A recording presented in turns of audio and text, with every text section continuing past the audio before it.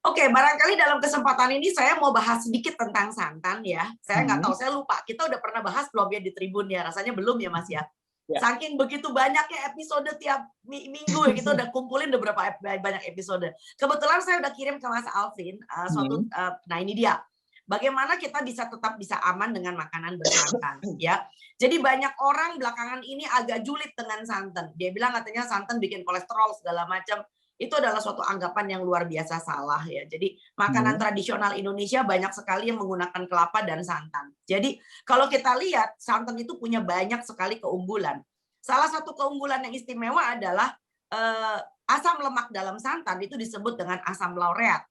Asam laureat ini adalah salah satu antioksidan yang luar biasa ya, yang diketemukan di dalamnya ternyata mengandung antioksidan yang justru bisa menurunkan Anda punya trigliserida, memperbaiki kolesterol, dan santan itu juga sendiri kaya dengan vitamin. Nah, itu udah nongol itu. Ya. Oke.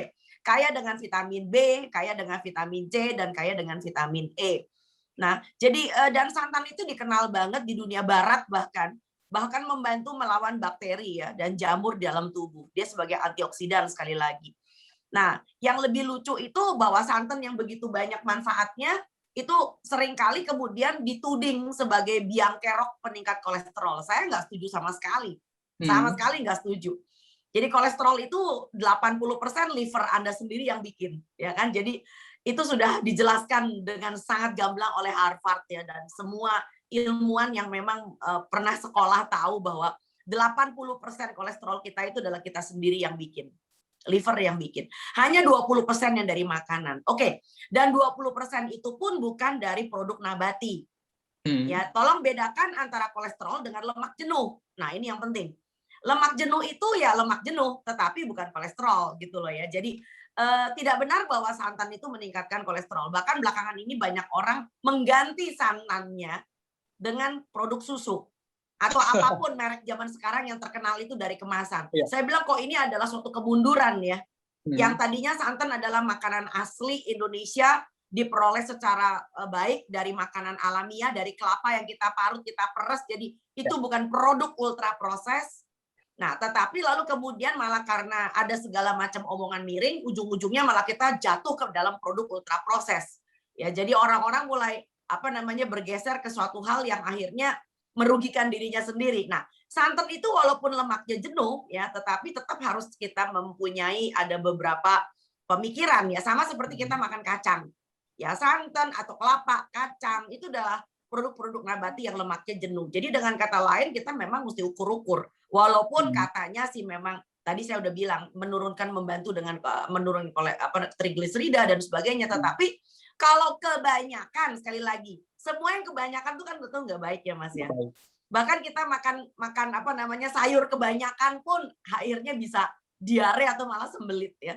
Jadi Ya. sekali lagi itu. Nah, berikutnya kita mau lihat bahwa kalau santan dibandingkan dengan yang lain, bagaimana dengan perbandingannya dengan yang lain. Nah, kalau kita lihat di situ antara santan dengan susu sapi, kalau Anda lihat energinya memang lebih banyak santan. Itu sebabnya kenapa Mhm. kalorinya tinggi. Nah, itu Ya. barangkali yang ditakutin sama orang ya kan.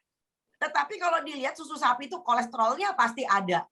Ya, kenapa disebut ada? Ya karena dia berasal dari hewan. Jadi kalau Anda Ya. kejeblos misalnya mau bikin gulai, bikin kari, malah memilih pakai susu sapi, Mhm. wah, saya bilang sih itu mah namanya kemunduran ya. Nggak usah Iya. takut pakai santan gitu loh ya. Dan proteinnya santan juga nggak terlalu tinggi dibandingkan dengan Mhm. sapi gitu loh ya. Nah, sekarang kalau kita lihat lagi bagaimana caranya kita pakai santan supaya bijak. Nah, coba berikutnya. Cara pemakaian santan yang bijak adalah nomor satu. Nah ini prinsip penggunaan santan. Biasakan kita membuat semacam kayak rencana menu, Mas.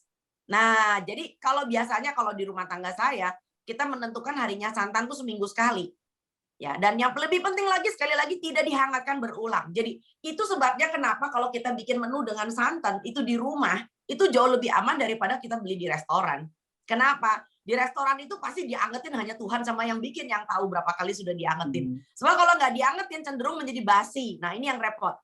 Makanan mengandung santan itu mudah sekali basi. Santan nggak diapa-apain aja ditaruh di kulkas, besoknya udah rasanya asam, udah basi. Nah, sekarang bagaimana dong dok kalau misalnya kita bikin opor? Ya masa orang bikin opor cuma satu porsi? Kan nggak mungkin. Oke, caranya, triknya supaya santannya tidak diangetin berulang, maka Anda bikin dulu yang namanya opornya, karinya, gulainya, tanpa santan.